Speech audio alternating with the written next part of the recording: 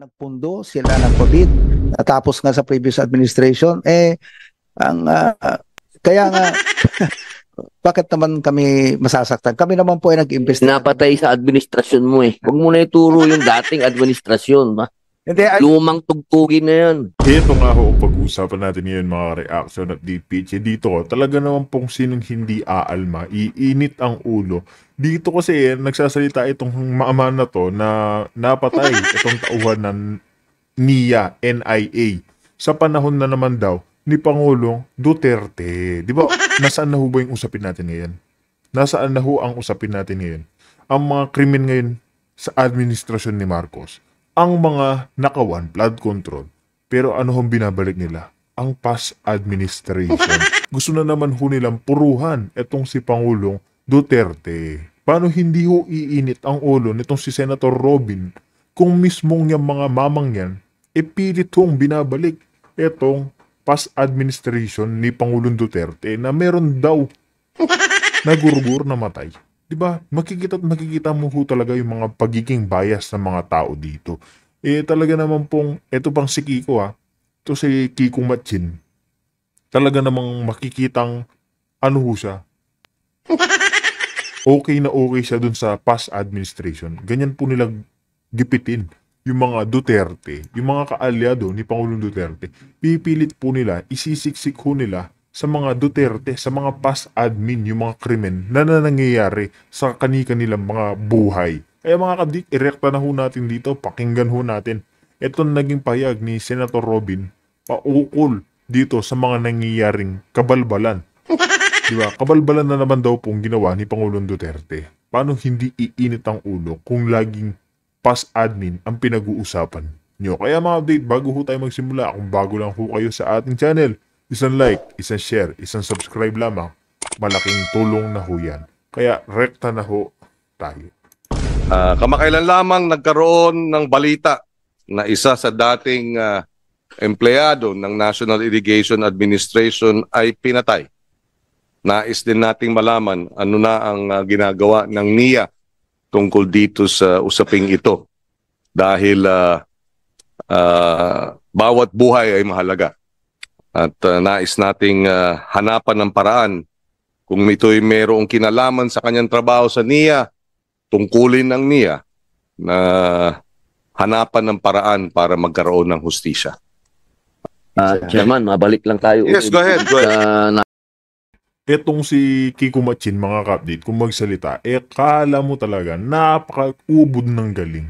Isipin mo pag-uusapan ho, yun NIA, yaang nangyari sa mamang yan. Kung pinatay daw kasi yan Tapos parang mastermind, mukhang isinisisi kay Pangulong Duterte. Paano hindi aalma yung ating mga kababayan, si Senator Robin, kung pilit ho nilang binabalik si Pangulong Duterte pag usapin ng patayan. Diba? Pilit ho nilang ibinabalik si Pangulong Duterte pag may nangyaring masama sa mga tao. Pero pag usaping magagandang buhay, yung mga safety ng mga ating kababayan, hindi ho nila yung tinatalakay. Diba? Talagang nakakatawa ho ang nangyari. Diba? Gusto nilang ipilit, ibaliktad, siraan si Pangulong Duterte. Gustong-gusto ho nilang binabanatan. Matanda na yun, dinala nyo na nga sa ICC. Tapos gusto niya pa rin bungangaan. Makikita mo talaga sa mga taong ito kung paano gipitin, paano ho nila tratuhin yung mga Duterte. Napatay. So masasabi niyo po talaga na sa inyo pong ahensya wala pong nangyaring anomalya? Opo, gusto ko lang po idagdag. Kasi para maliwanagan po natin, dahil alam niyo po, tinawag po ang atensyon namin kasi ng mga grupo. Marami pong grupo ang humihingi ng tulong at humihingi ng hustisya. Pati po yung mga samahan ng abogado, may mga fraternity. Kaya gusto po namin liwanagin. Kasi siyempre, kayo po yung naituturo Hindi po kayo sabihin yung ahensya nyo. Opo. Yun nga po ang malungkot, Mr. Chair. Actually, nung mangyari po yan, sumulat kami kaagad sa PNP, sa CIDG, sa NBI, at nag-usap-usap nga po yung union ng mga empleyado ng SANIA at top management. Nag-offer po tayo ng reward para po sa kung sino makapag-provide ng information.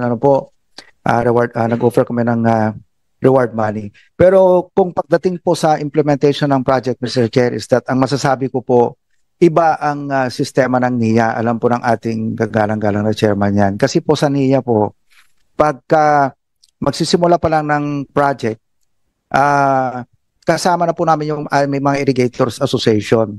Sa pirmahan pa lang po ng kontrata, nandyan na sila. Meron pa po kami tinatawag na pre-construction conference na kung saan ina-explain ng NIA sa ating IAs, sa municipal agriculturist at sa municipal engineer yung scope of works. At mahigpit po ang tagbubili namin sa NIA na yung 70% ng workforce doon ay dapat IAs po. Dahil ang aming mindset, kapag ka ang nagkatrabaho doon ay may sense of ownership, ay ipagmamalasakit po nila. Hindi lamang po yon, kasama rin po sila sa inspection at sa acceptance po ng project. Malabo po na magkaroon ng yung opo, dahil sila po mismo ang kasama nagtatrabaho. Meron po ba kayong suspect? Well, kami, again, tinignan ko nga po yung... Sino po tinitingnan? Andito po ba? Mr. Chair, isasabit namin sa inyo yung kanyang post. Ano po, ang dami kasi lahat ng ahensya, lahat ng agency. Pag sinabi mong lahat, anong lahat? I mean, Senate, Congress, DPWH, DOH, lahat po may po na po si Kyle. Kaya po nalulungkot kami at kami nga po yung ituturo. Although tumutulong naman po kami at lahat naman po ng kooperasyon sa PNP at saka sa NBI binibigay naman natin para ma-resolve din po yung kaso. Base dun sa informasyon ng PNP, parang di ba, lumalabas hired assassins kasi riding in tandem ata, no, ang pumatay sa kanya. Yung incident report sa Cagayan de Oro, no. So, well, kung ganun nga, di ibig sabihin merong nasa likod na talagang tiniyak na yun. No? May nagbayad para gawin ito. In other words, meron talaga siyang kabangga. No? Kaya nga yun ang tinatanong natin. At isa sa mga news reports, yun na nga, corruption sa NIA ang posibleng anggulo. No? Kaya nga nais nating ma-clarify ito. Mr. Chair, gusto ko pong ulitin, na yung kanyang tinutukoy ng mga projects ay projects ng previous administration. Sila ang nagpundo, sila ang nagpabid. Tapos nga sa previous administration, kaya nga, bakit maririnig po natin kung paano ho nila banggitin yung past administration. Talagang idinidiin ho si Pangulong Duterte para naman dagdagan yung kaso niya sa ICC. Di ba? Kitang-kita po natin Di ba? Ramdam na ramdam mo yung aroma, yung ariba nitong mga mamang ito na maglalakas loob dyan sa Senado punta para idiin si Pangulong Duterte sa pagkamatay ng tauhan ng NIA. Di ba? Ganyan ho sila. Gigipitin ho nila si Pangulong Duterte. Talagang hindi ho nila tinitigilan yung past administration. Di ba? Man kami masasaktan. Kami naman po ay nag-imbestiga. Napatay sa administrasyon mo Huwag mo na ituro yung dating administrasyon. Lumang tugtugin na yan. What we mean, sir, is that... Sino ba yung taga Mindanao na mo dito? Region 10. Region 10. What is your name, sir? Hello po, Mr. Chair. Larry Pranada po. Sir, ano ba ang balita dyan? Wala ka bang naaamoy dun? Sa ngayon po, under investigation po. First na nag-imbestiga sa amin... Pero kilala mo siya, di ba? Sigurado? Yes po, sir. Anong pagkakakilala mo naman kay Sir? Siya po ang aming... Investigator, parang ganun, di ba? Legal researcher po. Researcher. So, yes. Magaling mag-research yun. Di ba, Sir? Researcher, pabihira naman. Researcher nga Pero under po siya sa legal team po namin. Pero researcher. Yes po. Hindi siya abogado, researcher? Yes po. Hindi po siya abogado. Law graduate. Law graduate. Okay, yes. Go ahead. Mr. Chair, Mr. Chair, if I may. Ito po yung post niya. Ito, hindi lahat, hindi ho niya ito. Lahat po Pwede yan. i-turn over sa amin yan para at least on Hindi po may niya yan record eh. Lahat po ng... Ito, opo, boss. Yan ang sinasabi po namin. Hindi naman kami ang talagang mas... ano po. So kilala mo siya, sir? Yes May po mga po, sir. kaaway ba siya talaga? May mga kaaway ba siya? Hindi ko po masabi po yun, sir. Pero magkaibigan ba kayo? Oo, lahat naman ng mga empleyado sa Region 10, kaibigan ko po. O, wala po ba siyang nakukwento sa inyo? Na may Sa kaaway akin, siya, meron siyang Oo. kabunggo. wala naman po. Kamusta po yung estado ng kanyang buhay? Maayos po ba? After sa, kasi nag-start siya na as employee sa NIA November 23, 2022. Then, nag-end siya ng June 30, 2025 kasi nag-convey siya to dito sa amin sa Region 10 management that he not to renew his casual appointment po. Bakit daw po ayaw niya mag-renew? Hindi ko na po alam, sarili na po niya yun po.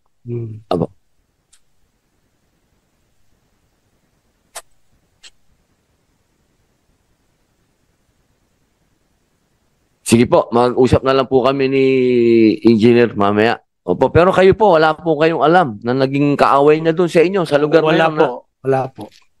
sa Cagayan de Oro. Opo, kaibigan ko po siya. Opo, siya po, wala po siya naikwento sa inyong kaaway niya o tumakot sa kanya, gano'n. Wala po, wala pa akong narinig po. Nakapagbigay na po kayo ng statement din sa pulis. Wala pa ba, baka bukas po.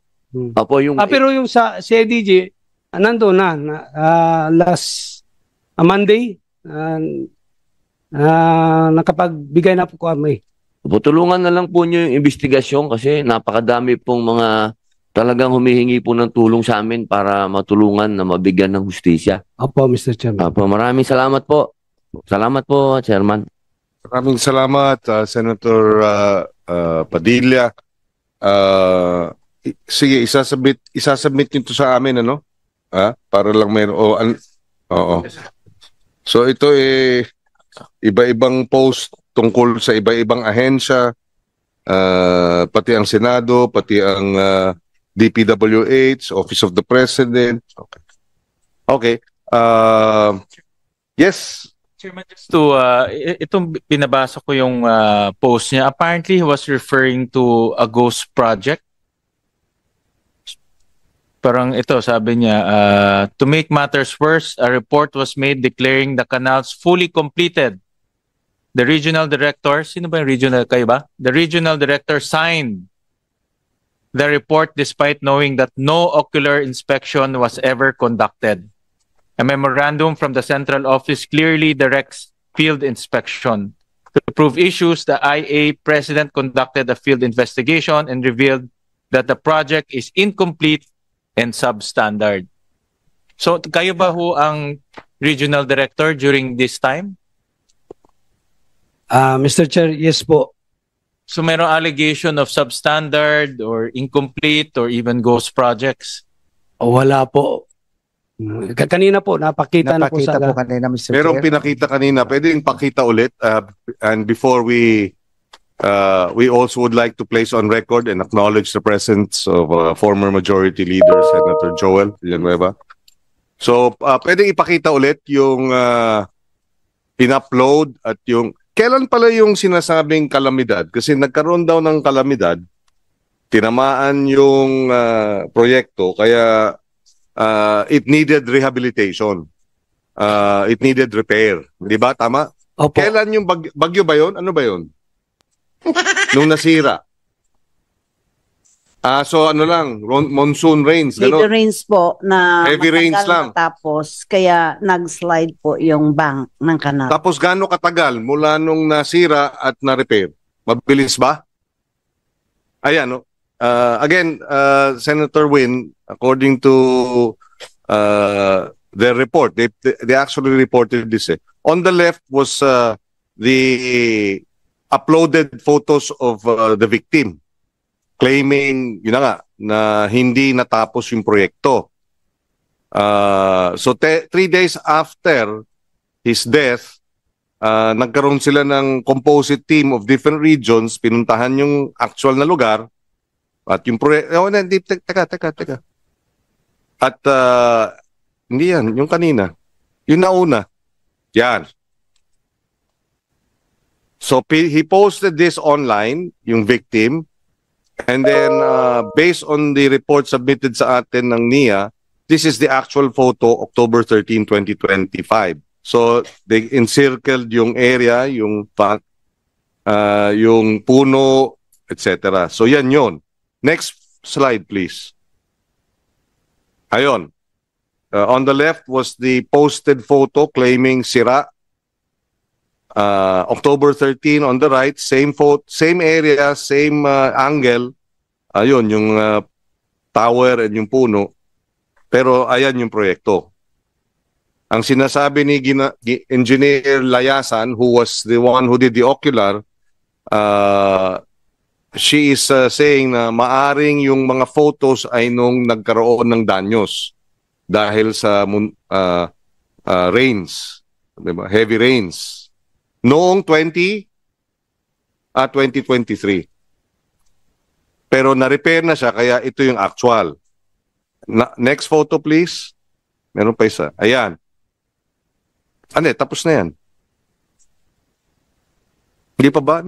Tapos na yan. Tapos na rin yan. Ayan. O yan din yun. Meron pa. Yan. So ito yung pinost ng biktima. Pero yung actual, based on October 13 photos, functional siya. Ayan. Tama? And then they also showed a video of one of the Irrigators Association members. Kailan kinuha yun? Video na yun? October 13. So, yun. I think mas maganda siguro since meron namatay is pa-imbestigahan ng police, ng PNP, so that meron na bang investigation? Meron na po, Mr. Chair. In fact, gaya ng nasabi ko kanina, nag-usap-usap din ng mga employados po ng NIA at nag-raise po kami ng reward money po para sa makakapagbigay ng information para humasolve yung kaso ni Kyle. We'll coordinate na lang with the PNP. Andito kanina yung PNP, no? But we'll coordinate na lang and get an independent report. Kasi ang allegation is against NIA, diba? So, of course, inimbestigahan nyo, but the allegations against you. So, pag inimbestigahan nyo sarili nyo, medyo may question mark doon. So, we'll rather get it from an independent body who will investigate it. Ayan nga mga kabdi, no, kahit ano talagang ipilit ng mga mamang ito, wala hong mangyayari. Kasi tulad na lamang yan, isipin mo yung si Pangulong Duterte nasa ICC na, pero isisisi pa rin ho nila sa kanya, sa past administration. Ibig sabihin mga kabdita, hindi po natin sigurado sinampal ba talaga ng pera itong mga mamang ito.